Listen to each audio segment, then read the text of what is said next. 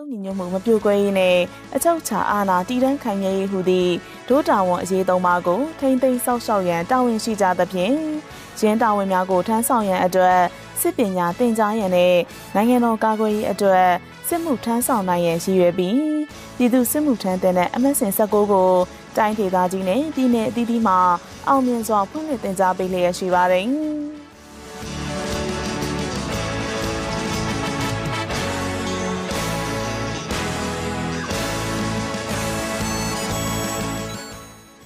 ယခုအခါပြည်သူစစ်မှုထမ်းတဲ့အမတ်စဉ်20တင်နန်းဖွင့်ပွဲများကိုသက်ဆိုင်ရာတိုင်းစစ်ဌာနချုပ်နေပြည်တော်ရှိတင်နန်းကျောင်းအသီးသီးမှာဒီကနေ့မနက်ပိုင်းကပြုလုပ်ကြပါတယ်။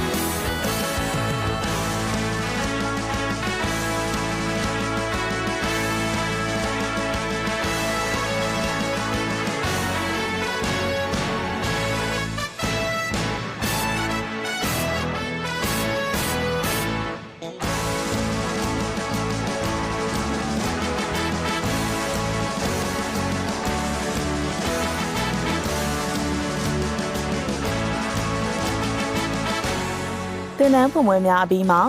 တင်နန်းဖွင့်ပွဲများကိုတက်ရောက်အားပေးခဲ့ကြတဲ့တိုင်းဒေသကြီးနဲ့ပြည်내ဝန်ကြီးချုပ်များ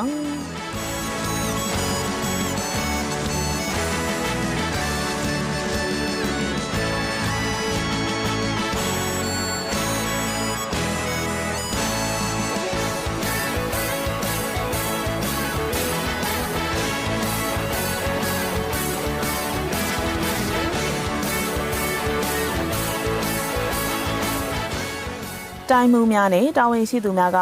ပြည်သူစစ်မှုထမ်းတဲ့အမတ်စဉ်20မှာတင်နန်းသားများအားတွေ့ဆုံအမှာစကားပြောကြားက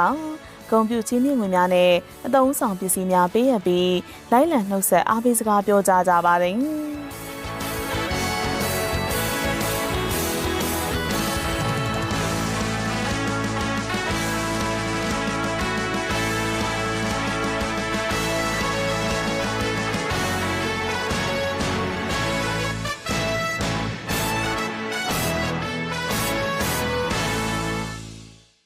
ဒီကနေ့မှဖွင့်လှစ်လိုက်တဲ့ပြည်သူစစ်မှုထမ်းတဲ့အမတ်စဉ်20မှာနိုင်ငံသားကောင်းလူငယ်များအဖြစ်နိုင်ငံတာဝန်များကိုဂုဏ်ယူစွာထမ်းဆောင်ရန်တင်နန်းတက်ရောက်ကြမဲ့တင်နန်းသားများရဲ့စကားသံများကိုလည်းအခုလိုပဲကြားသိရပါတယ်ရှင်။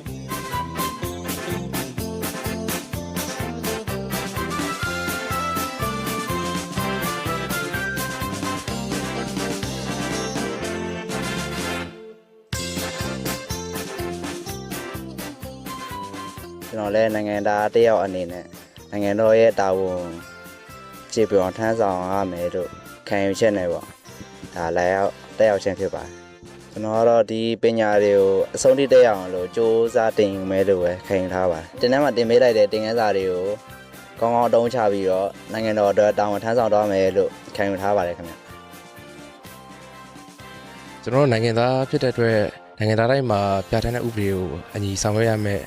တာဝန်ဆိုရှိရယ်အဲ့တော့ဒီဥပဒေကလည်းပြဋ္ဌာန်းတာ2024ရက်ပြဋ္ဌာန်းထားတယ်အဲ့တော့ကျွန်တော်လာရောက်နဲ့တာဝန်ထမ်းဆောင်တာဖြစ်ပါတယ်ခင်ဗျပထမဆုံးပြောရင်အင်မတန်မှဝမ်းသာမိပါတယ်ဘာလို့ဆိုတော့ကျွန်တော်ဒီတင်တန်းနေရာအပြင်မှာမဖွင့်ပါဘူးဒီတင်တန်းနေရာကျွန်တော်ပတ်စံရှိလို့တက်လို့မရပါဘူးကျွန်တော်တို့လုံးဝစိတ်သက်ကြမ်းခံပြီးတော့စိတ်လည်းတကယ်ပါမှလည်းတက်ရောက်လို့ရမှာပါဒီ3လကတက်ရောက်လိုက်တာနဲ့ကျွန်တော်တို့